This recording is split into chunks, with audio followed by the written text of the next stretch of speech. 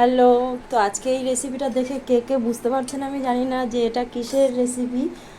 তো আমি বলে দিচ্ছি, এটা চাল কুমড়োর রেসিপি। দেখুন, এটা দেখতে যতটা সুন্দর লাগছে, এটা খেতে কিন্তু তার থেকেও টেস্টি, আর রান্না করাটা খুবই সোজা।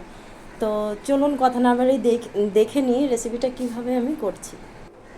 তো দেখুন, চাল কুমড়ো আমি এইভাবে পিস পিস করে কেটে নিয়ে ধুয়ে পরিষ্কার করে নিয়েছি। আর এখানে নিয়েছি খানিকটা মুগ ডাল, আর এখানে আদা নিয়েছি আমি 1.5 ইঞ্চি মতো কেটে নিয়েছি, এটা পেস্ট করার জন্য রেখেছি।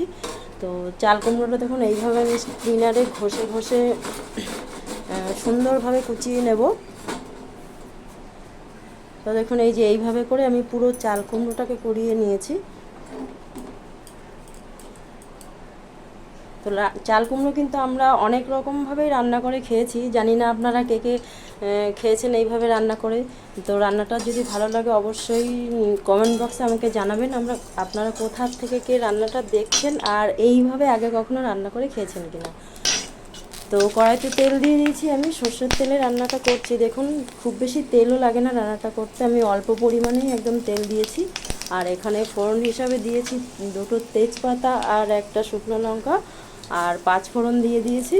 আর তার মধ্যে আমি ওই তেলের মধ্যে দিয়ে দিলাম মুগ ডাল। তো মুগ ডালটা একটু লাল লাল করে সুন্দর করে ভেজে নেব, যতক্ষণ না ডালের থেকে সুন্দর একটা ফ্লেভার আসছে। তো দেখুন, ডালটা আমার খুব সুন্দরভাবে লাল লাল করে ভাজা হয়ে গেছে। তো এর মধ্যে আমি বেটে নিয়েছি আদা, আর আদার মধ্যে লাল লাল রঙের 2টো আমি লঙ্কা পেস্ট করে নিয়েছি একসাথে। সেই জন্য দেখুন আদার কালারটা চেঞ্জ হয়ে গেছে। পাকা লঙ্কা যেটাকে বলা হয়, লাল লাল কালারের কাঁচা লঙ্কা ছিল, সেটা লাল হয়ে গেছে। তো এর মধ্যে আমি স্বাদ মতো নুন দিয়ে দিলাম 1 চামচ হলুদ গুঁড়ো। তো মশলাটা দিয়ে আমি একটু নেড়ে চেড়ে নিচ্ছি। গ্যাসের ফ্লেমটা আমি এই সময় একদম লো করে দিয়েছি। তো গুঁড়ো মশলাটা যাতে পুড়ে না যায় তার জন্য আমি এখানে সামান্য পরিমাণে জল দিয়ে দিলাম। তো এবার এর মধ্যে আমি চাল কুমড়োটা দিয়ে দিচ্ছি। দেখুন, খুব বেশি মশলাও কিন্তু দিলাম না এর মধ্যে আমি। আর এই রান্নাটাতে খুব অল্প পরিমাণেই মশলা লাগে। মশলা হিসাবে শুধুমাত্র আমি 2টো লাল লঙ্কা আর আদাটাই পেস্ট করে দিয়েছি, আর শুকনো উপকরণ দিলাম কিছু, আর কিছুই দিলাম না। তো চাল কুমড়োটা আমি মশলার সঙ্গে ভালো করে নেড়েচেড়ে মিশিয়ে গ্যাসের ফ্লেমটা লোতেই আছে, আমি ঢাকা দিয়ে রেখে দিলাম পুরো 5 মিনিট। তো দেখুন 5 মিনিট পরে ফিরে এসেছি। রান্নাটা কিন্তু পুরো লো ফ্লেমেই হবে, এইভাবে আস্তে আস্তে করে রান্নাটা হবে। তো আবারও আমি একটু নাড়াচাড়া দিয়ে আবারও একটু ঢাকা দিয়ে রেখে দেবো। দেখুন আরও একটু নাড়াচাড়া দিয়ে দিলাম আমি সুন্দর করে। তো গ্যাসের ফ্লেমটা আমার কিন্তু লোতেই আছে, আবারও আমি ঢাকা দিয়ে দিলাম 5 মিনিটের জন্য। তো আমি ফিরে এসেছি 5 মিনিট পর।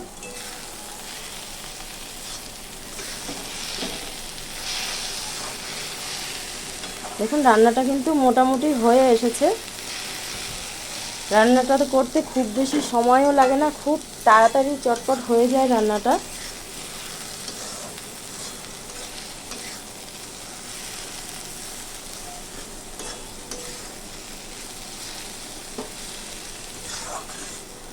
তো একটু দেখে নেবেন চাল কুমড়োটা সিদ্ধ হয়েছে কিনা।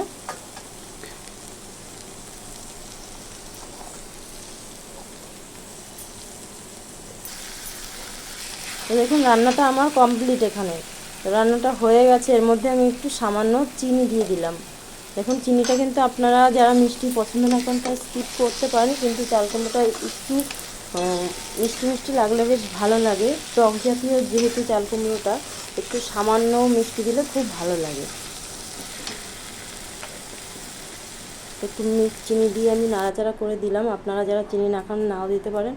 তো দেখুন রান্নাটা আমার সম্পূর্ণ রেডি। আপনাদের ভিডিওটি ভালো লাগলে প্রিয়জনদের কাছে অবশ্যই শেয়ার করবেন এবং একটা লাইক করে দেবেন, শেয়ার করবেন। Thank you.